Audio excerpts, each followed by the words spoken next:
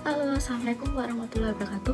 Perkenalkan, saya Mutiara Khadijah Putri, NPM 2222 Di sini saya akan menjelaskan tentang sistem pencernaan. Yang pertama adalah kelenjar paroid, yaitu kelenjar ludah terbesar yang terletak di bagian samping wajah, berfungsi untuk menghasilkan air liur yang membantu pencernaan makan. Yang kedua, subigual, kelenjar lidah yang memiliki bentuk memanjang dan sempit, terletak di dasar mulut, berfungsi untuk menghasilkan ludah yang mengandung air dan lendir. Yang ketiga,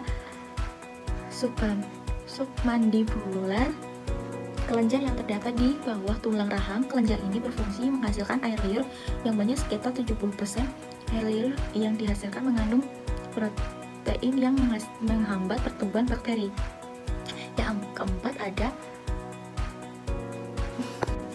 Yang keempat, faring.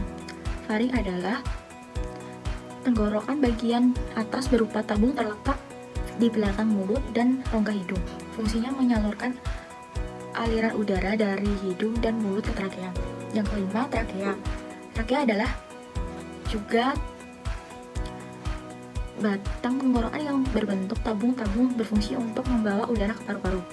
Yang keenam, esofagus, sebuah tabung dengan otot-otot yang berfungsi membawa makanan yang masuk dari mulut menuju ke bagian saluran pencernaan.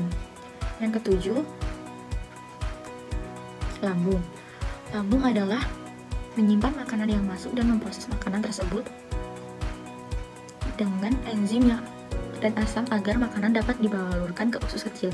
Yang ke-8, diafragma, yaitu sekat antara dada dan perut yang membantu proses bersih, muntah, bernafas, serta mencegah naiknya asam lambung ke kerongkongan.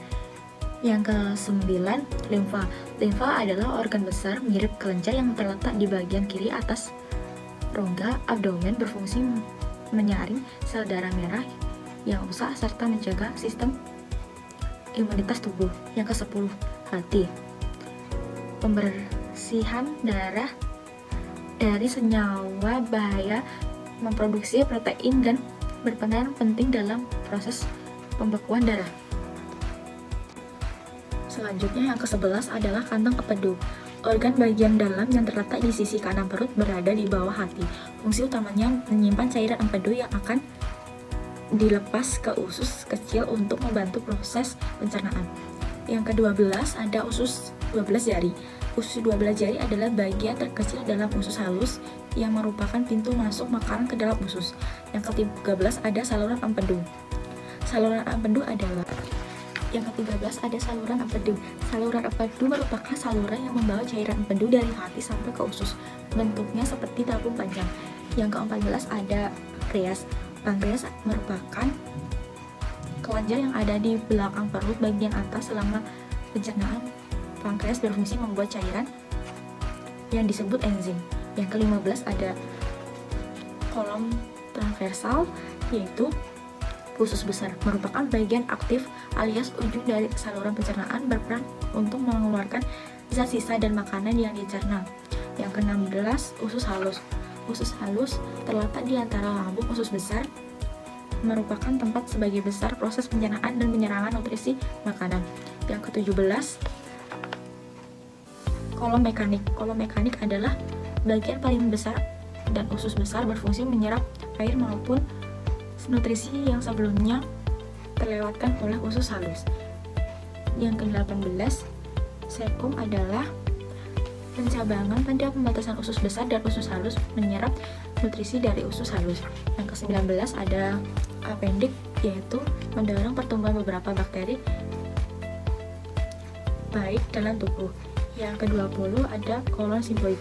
Kolon simboid adalah sisi sebelah kiri usus, bertugas mengalirkan makanan ke bawah pembuangan.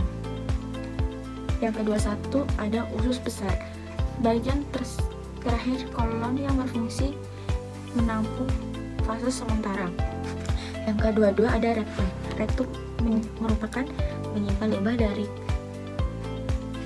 kolon hingga tiba. Yang ke-22 ada rektum. Rektum adalah menyimpan limbah dari kolon hingga tiba saatnya dikeluarkan oleh TBH. Yang ke-23 anus, lubang di mana saluran pencernaan berakhir dan kotoran dikeluarkan dari tubuh. Sekian dari saya. Wassalamualaikum warahmatullahi wabarakatuh. Terima kasih.